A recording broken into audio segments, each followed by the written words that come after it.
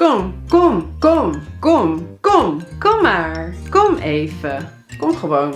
Kom eens. Kom nou. Kom toch. Kom nou toch gewoon eens even.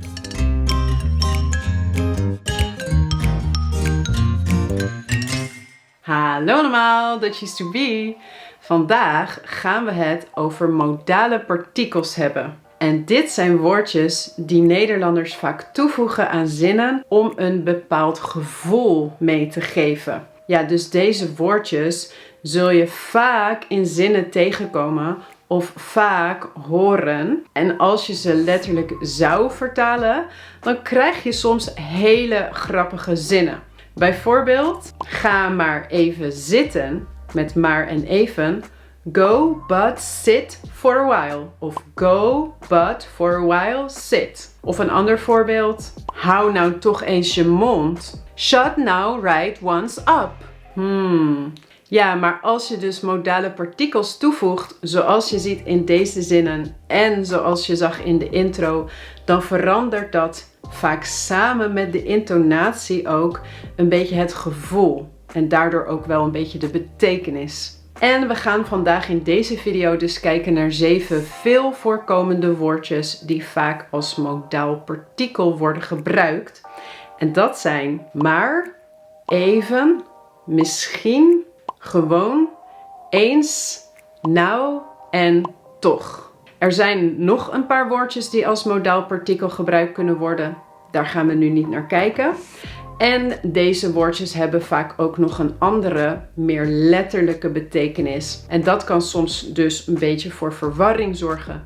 Maar ook daar gaan we vandaag niet naar kijken. Ik heb namelijk over 6 van deze woordjes al video's gemaakt. In deze video spreek ik over maar, even, gewoon en nou. En ook hun letterlijke betekenis. In deze video spreek ik over toch. En in deze 2 video's heb ik het over eens.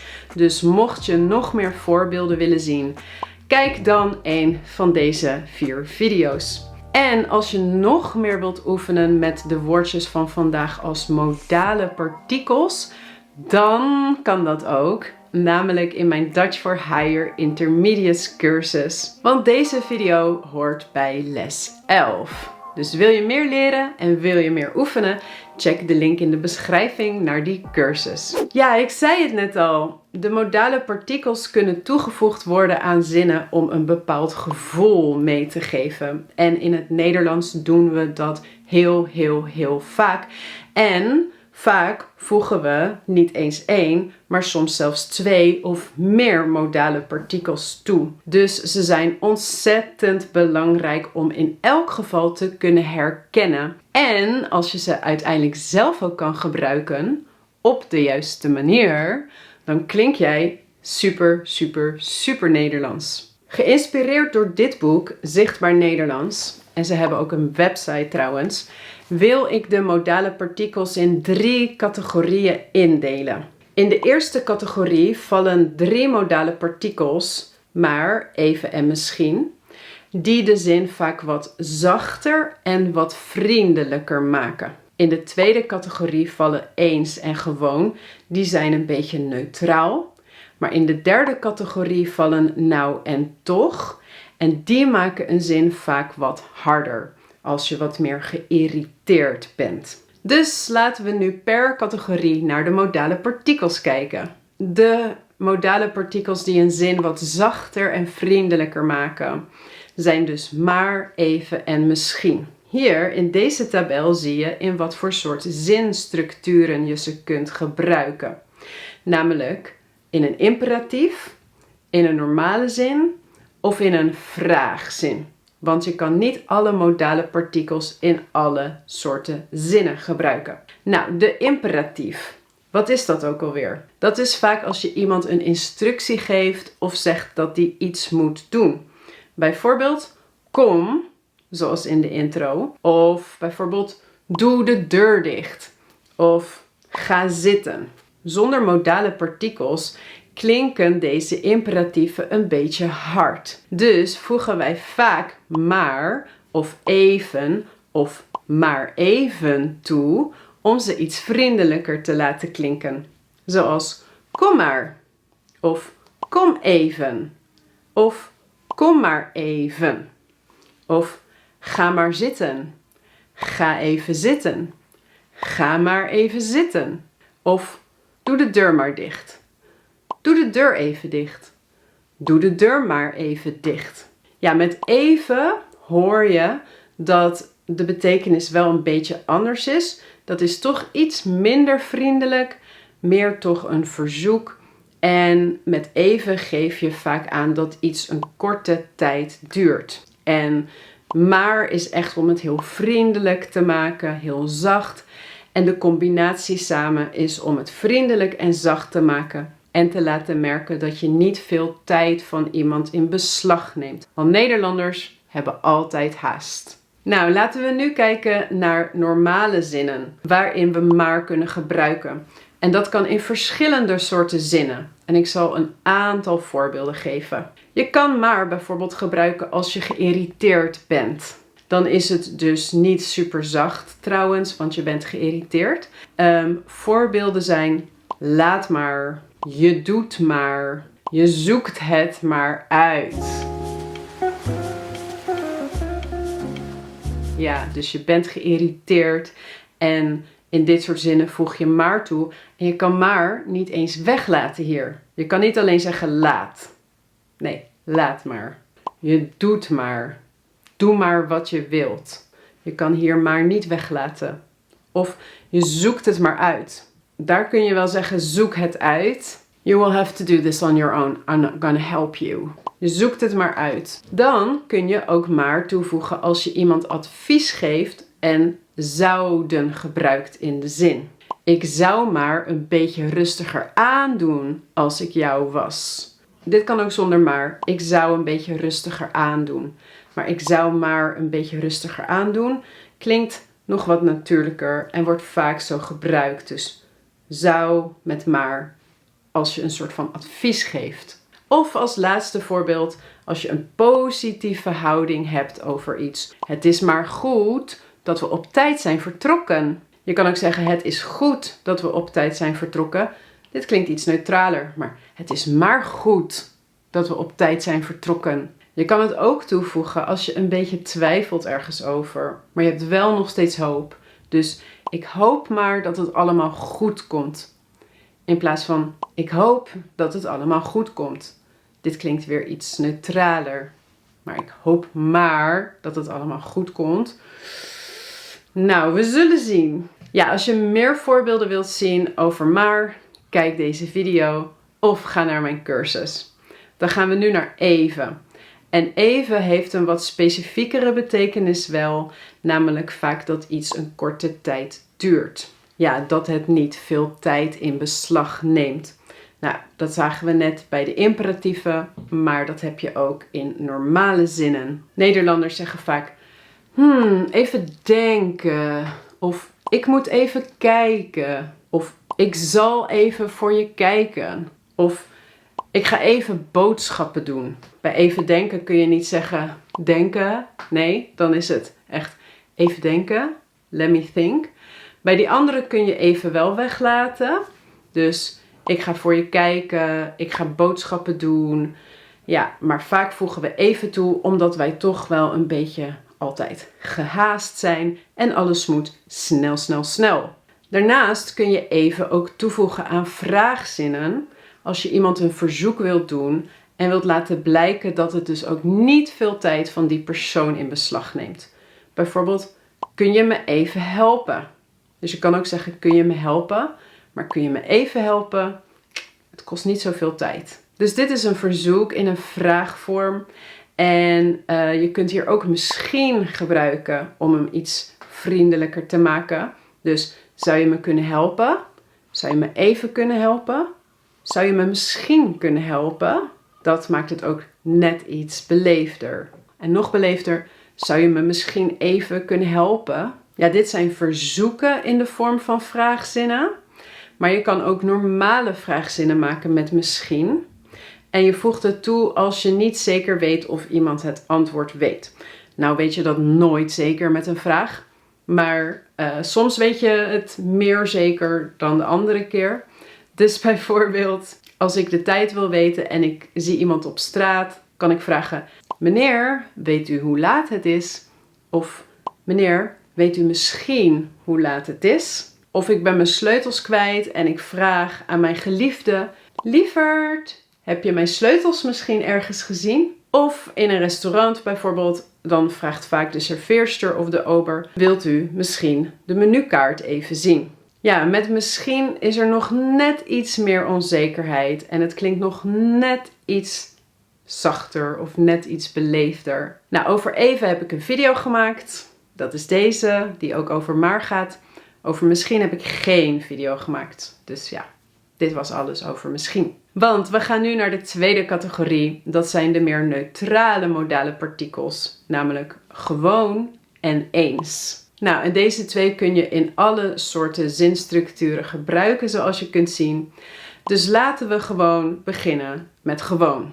Ja, dit was eigenlijk al een voorbeeld. Laten we gewoon beginnen met gewoon. Wij voegen gewoon als Nederlanders heel vaak toe om iets een beetje casual te laten klinken. Of dat iets niet zo heel serieus is.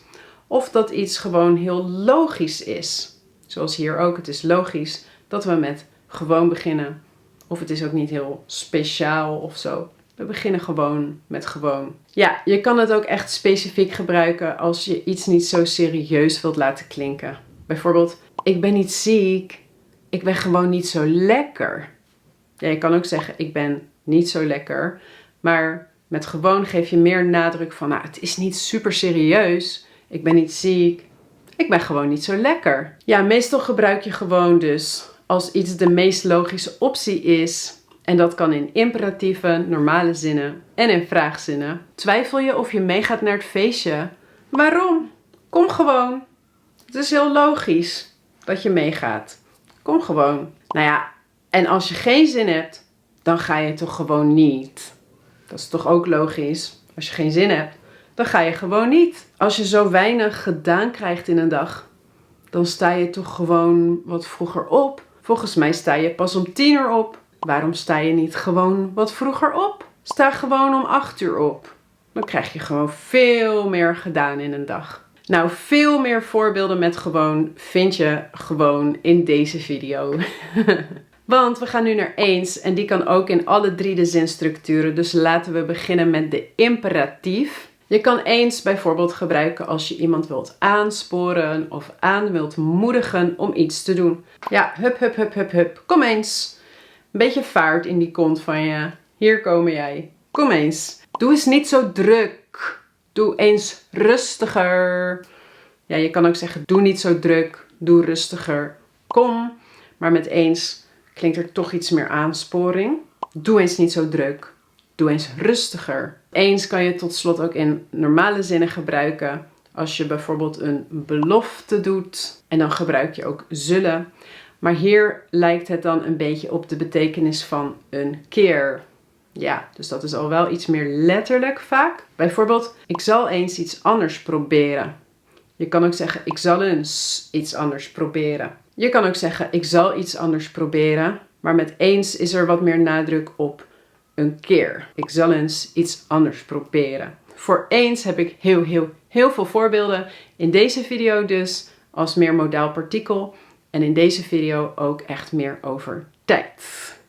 Want we gaan nu naar de laatste categorie en dat zijn de meer harde partikels. Namelijk nou en toch. Allereerst kun je ze allebei in een imperatief gebruiken. En die maken ze best wel hard en dwingend of geïrriteerd. Zoals we ook al zagen in de intro. Kom nou. Ja, kom nu. Kom nou. Of kom toch. Dan ben je echt wel een beetje geïrriteerd. Of je bent een beetje hopeloos. Kom nou toch. Luister nou naar me. Luister toch naar me. Luister nou toch naar me.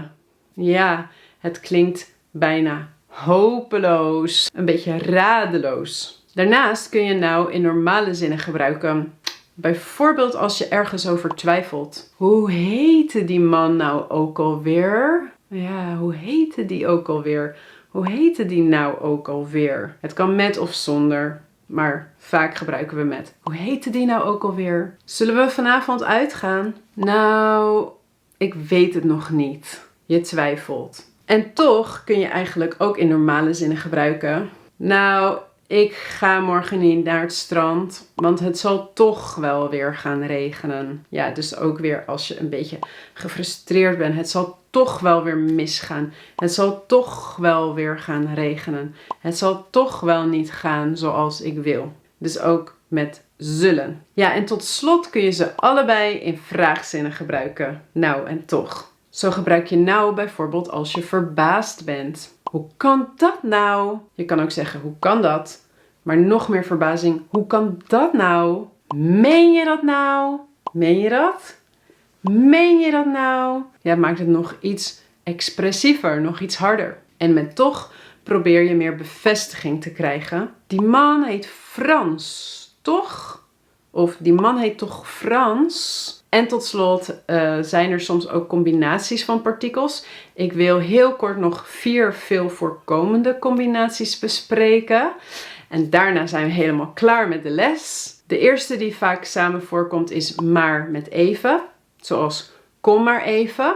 Of kom maar even hier. Ga maar even zitten. Doe de deur maar even open. Dus dit maakt het extra vriendelijk. En het is een korte tijd. Dan wordt ook vaak misschien met even gecombineerd om iets extra vriendelijk te maken. Kun je misschien even komen? Dat moet u misschien even melden. Ook eens wordt vaak met even gecombineerd. Kom eens even hier. Ja, dit is meer om iemand echt aan te sporen en dat het nu moet gebeuren. Of wacht eens even. En nou en toch worden vaak gecombineerd als je echt heel geïrriteerd bent. Kom nou toch. Kom nou toch hier. Of vertel nou toch wat er is gebeurd.